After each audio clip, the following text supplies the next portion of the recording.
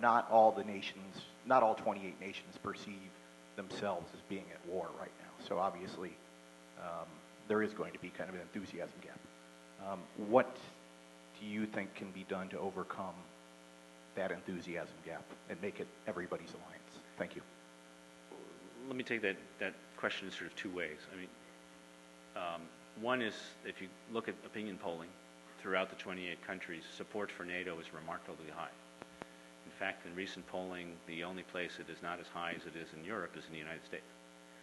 So if there's an enthusiasm gap, it may be more here than there, which is one of the things we're trying to change.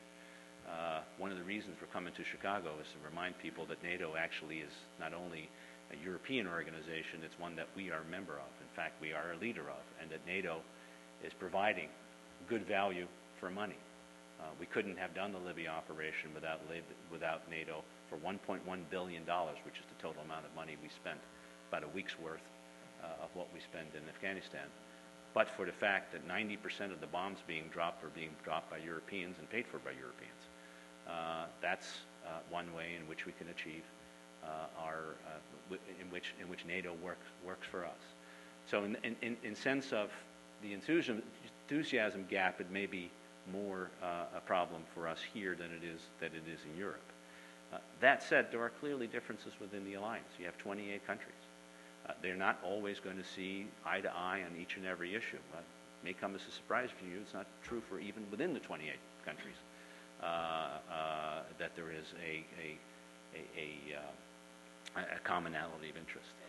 And it is the challenge of each and every nation to work together to figure out how we can, when it is necessary, how we can create a common view on a particular issue. When we set out in the early days of the Libya operation, there was no agreement on whether NATO should intervene. And we had a vigorous debate, which is what healthy democracies do. They come together and they debate. And out of that debate came a consensus that everyone shared, that we should intervene, that it was the right thing to do, the right thing for NATO to take that on. And we moved from an alliance that was divided on this issue to an alliance that was so united that no matter how long this would have taken, we would have stayed the course, as I'm convinced they are. And that's what is different about NATO. It's why bringing together the countries that share a community of values is so important, that we decide that even if there are disagreements, there are times where we just do the right thing. We do it because it's important. Everyone knows that Germany abstained from the Libya vote in the UN. But the first statement made in the North Atlantic Council, which is the governing body of NATO, by the Germans was, we will not participate in any military operation, but we will not stop NATO from doing so, and we will do our share when it comes to NATO, the NATO Common Command Structure.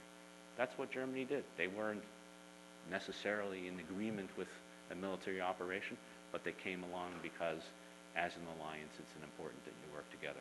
And that's how you create enthusiasm. Success breeds success. We've done it in Libya. We're doing it in Kosovo. We're on the way of doing it in Afghanistan. And that's why NATO, in the end, again, is good value for money, not only for the United States, but it's an organization that delivers security for every one of its 28 members. And indeed, increasingly, non-members too.